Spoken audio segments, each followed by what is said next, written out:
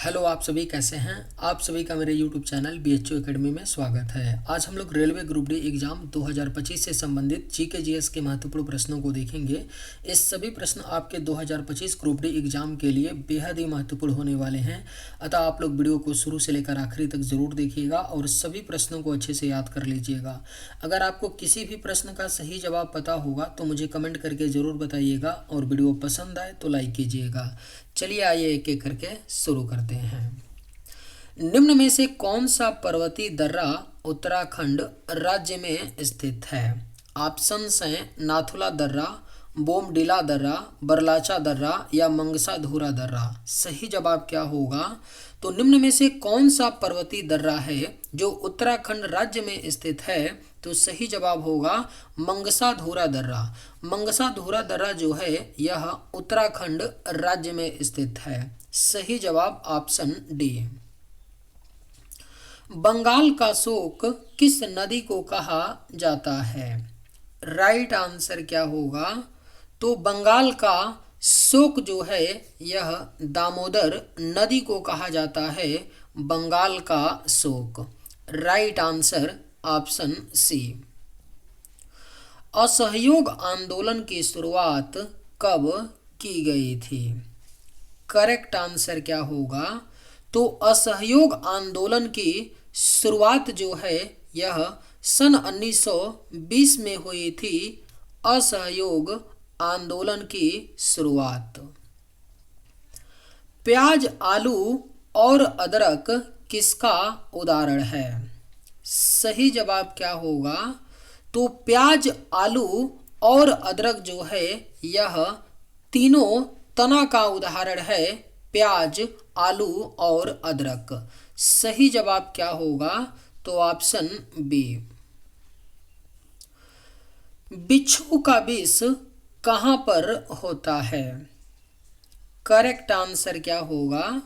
तो बिच्छू का जो विष होता है वह डंक में होता है। बिच्छू का विष जो है यह बिच्छू के डंक में होता है। स्वराज पार्टी के संस्थापक कौन थे? राइट आंसर क्या होगा? तो स्वराज पार्टी के संस्थापक जो थे वह CR दास थे। CR दास थे। चित्तरंजन दास थे स्वराज पार्टी के संस्थापक। ध्यानचंद नाम किस खेल से संबंधित है? राइट आंसर क्या होगा? तो ध्यानचंद नाम जो है यह आपका हॉकी खेल से संबंधित है। ध्यानचंद नाम। सही जवाब क्या होगा? तो ऑप्शन ए। जैव विकास को सर्वप्रथम किसने समझाया था? बेहद ही महत्वपूर्ण प्रश्न है। जैव विकास को सर्वप्रथम किसने समझाया था? तो राइट आंसर होगा लैमार्क। लैमार्क ने जैव विकास को सर्वप्रथम समझाया था। सही जवाब ऑप्शन बी। चूलिया जलप्रपात डैश में चंबल नदी पर स्थित है। सही जवाब क्या होगा? तो चूलिया जलप्रपात जो है यह राजस्थान राज्य में चंबल नदी पर स्थित है। याद रखिएगा, चूलिया जलप्रपात जो चंबल नदी पर है राजस्थान राज्य में स्थित है। तारपीन का तेल किससे प्राप्त किया जाता है? अगर आप लोगों को ये वीडियो पसंद आए तो एक लाइक ज़रूर कीजिएगा और अगर आप लोग इस चैनल पर नए होंगे तो सब्सक्राइब भी कर लीजिएगा ताकि इसी तरह का वीडियो सबसे पहले आप तक पहुंचता रहे। तारपीन का तेल किससे प्राप्त किया जाता है? तो राइट जवाब होगा चीड़। चीड़ के पेड़ से तारपीन का तेल प्राप्त किया जाता है। अंतरिक्ष में कदम रखने वाला प्रथम व्यक्ति है। सही जवाब क्या होगा? तो अंतरिक्ष में कदम रखने वाले जो प्रथम व्यक्ति हैं वह यूरी गागरिन हैं। यूरी गागरिन रूसी अंतरिक्ष यात्री हैं जिन्होंने अंतरिक्ष में कदम रखने वाले प्रथम व्यक्ति हैं। उत्परिवर्तन का सिद्धांत प्रतिपादित किसने किया था? सही जवाब क्या होगा? तो उत्परिवर्तन का सिद्धांत जो है यह डी ब्रिज ने प्रतिपादित किया था। राइट आंसर ऑप्शन सी होगा। उत्परिवर्तन का सिद्धांत डी ब्रिज ने प्रतिपादित किया था। साहित्य अकादमी का मुख्यालय कहाँ है? राइट आंसर क्या होगा? तो साहित्य अकादमी का जो मुख्यालय है वह नई दिल्ली में है। साहित्य अकादमी का मुख्यालय। Correct answer option D. कीटों में कितनी जोड़ी टांगे होती हैं? राइट आंसर क्या होगा? तो कीटों में कितनी जोड़ी टांगे होती हैं? तो करेक्ट आंसर ऑप्शन सी होगा 3। कीटों में 3 जोड़ी टांगे होती हैं। प्रथम पृथ्वी सम्मेलन कहाँ पर हुआ था?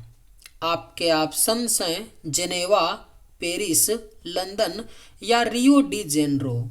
सही जवाब क्या होगा? तो प्रथम पृथ्वी सम्मेलन जो है यह रियो डी जेनेरो में हुआ था, यानी सही जवाब ऑप्शन डी। बुद्ध की मृत्यु क्या कहलाता है? राइट आंसर क्या होगा?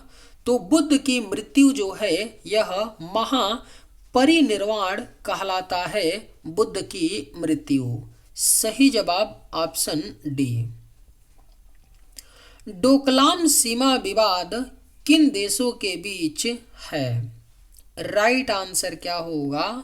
तो डोकलाम सीमा विवाद जो है यह भारत, भूटान और चीन देश के बीच है। डोकलाम सीमा विवाद। कौटिल्य का असली नाम क्या था? करेक्ट आंसर क्या होगा? तो कौटिल्य का जो असली नाम था वह विष्णुगुप्त था। कौटिल्य का असली नाम। Right answer option D. निम्न में से कौन मानव मात्र के लिए उपयोगी नहीं है? ऑप्शंस हैं केचुआ, मधुमक्खी, फीताकृमि या रेशम कीट। राइट जवाब क्या होगा? तो निम्न में से कौन मानव मात्र के लिए उपयोगी नहीं है? तो राइट आंसर होगा ऑप्शन सी फीताकृमि। फीताकृमि जो है यह मानव मात्र के लिए उपयोगी नहीं है। पटना उच्च न्यायालय की स्थापना कब की गई थी? राइट आंसर क्या होगा? तो पटना उच्च न्यायालय की स्थापना जो है यह सन 1916 में हुई थी। पटना उच्च न्यायालय की स्थापना। शेषनाग झील किस राज्य में स्थित है? राइट आंसर क्या होगा? तो शेषनाग झील जो है यह आपका जम्मू कश्मीर में स्थित है। शेषनाग झील जम्मू कश्मीर अब यूनियन टेरिटरी है, तो याद रखिएगा शेषनाग झील जो है यह जम्मू कश्मीर में स्थित है। निम्न में कौन सा राज्य सूरजमुखी की खेती में अग्रणी है? सही जवाब क्या होगा? तो निम्न में से कौन सा राज्य है जो भारत में सूरजमुखी की खेती में सबसे आगे है? तो यह आपका कर्नाटक राज्य है। कर्नाटक राज्य सूरजमुखी की खेती में भारत में अग्रणी राज्य है। बुद्धा स्मृति पार्क कहाँ पर स्थित है? करेक्ट आंसर क्या होगा?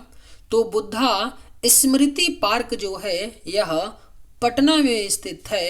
बुद्धा स्मृति पार्क। सही जवाब ऑप्शन ए। प्रोटीन का उच्चतम स्रोत निम्नलिखित में क्या है? आपके ऑप्शंस हैं नमक, मटर, बंद गोभी या सोयाबीन। सही जवाब क्या होगा? तो प्रोटीन का जो उच्चतम स्रोत होता है वह आपका सोयाबीन होता है। प्रोटीन का उच्चतम स्रोत। मेढक का लार्वा क्या कहलाता है? राइट आंसर क्या होगा?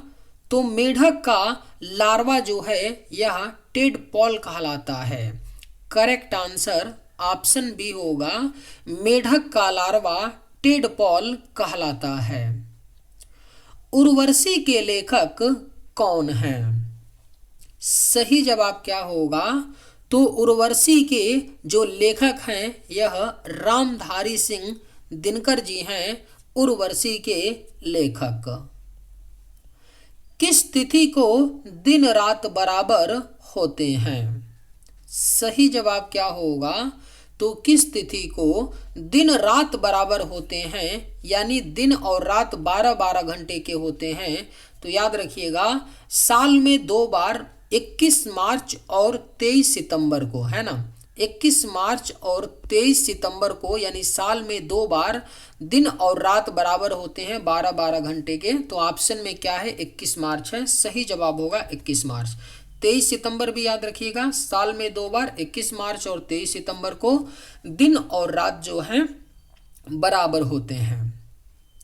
मुल्ला पेरियार बांध किस राज्य में है? अगर आप लोगों को ये वीडियो पसंद आए तो एक लाइक ज़रूर कीजिएगा, और अगर आप लोग इस चैनल पर नए होंगे तो सब्सक्राइब भी कर लीजिएगा। मुल्ला पेरियार बांध किस राज्य में है? सही जवाब होगा ऑप्शन ए, केरल। मुल्ला पेरियार बांध केरल राज्य में है। समुद्री सर्प को क्या कहा जाता है? राइट आंसर क्या होगा? तो समुद्री सर्प को हाइड्रोफिश कहा जाता है। करेक्ट आंसर ऑप्शन ए होगा, समुद्री सर्प को हाइड्रोफिश कहा जाता है। कालबेलिया लोकगीत और नृत्य शैली किस राज्य से संबंधित है? राइट आंसर क्या होगा? तो कालबेलिया लोकगीत और नृत्य शैली जो है यह राजस्थान राज्य से संबंधित है। कालबेलिया लोक गीत और नृत्य शैली। पानीपत की दूसरी लड़ाई किन दो के बीच लड़ी गई थी?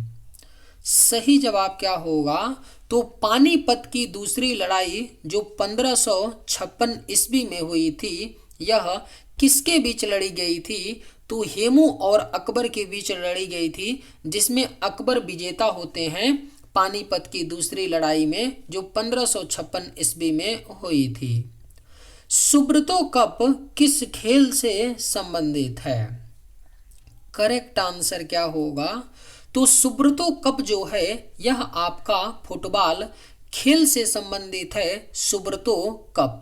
Right answer option A. भारतीय पेट्रोलियम संस्थान कहाँ स्थित है? सही जवाब क्या होगा?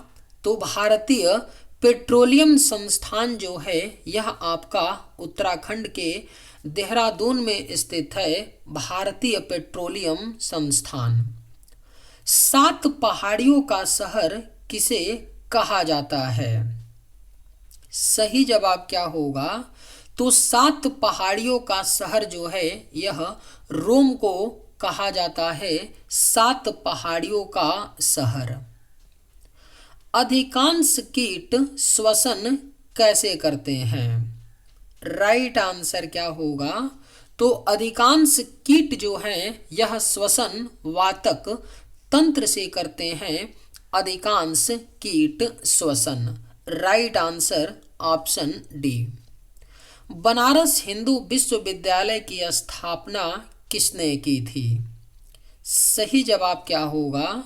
तो बनारस हिंदू विश्वविद्यालय की स्थापना जो है यह मदन मोहन मालवीय ने की थी। बनारस हिंदू विश्वविद्यालय की स्थापना। बारदोली में किसान आंदोलन कब शुरू हुआ था? सही जवाब क्या होगा? तो बारदोली में किसान आंदोलन जो है यह सन 1928 में शुरू हुआ था। बारदोली में किसान आंदोलन। भारत में पुनः जजिया कर किसने लागू किया? बेहद ही महत्वपूर्ण प्रश्न है। भारत में पुनः जजिया कर को औरंगजेब ने लागू किया था 1679 ईस्वी में। भारत में पुनः जजिया कर को औरंगजेब ने लागू किया था? यानी राइट आंसर ऑप्शन सी।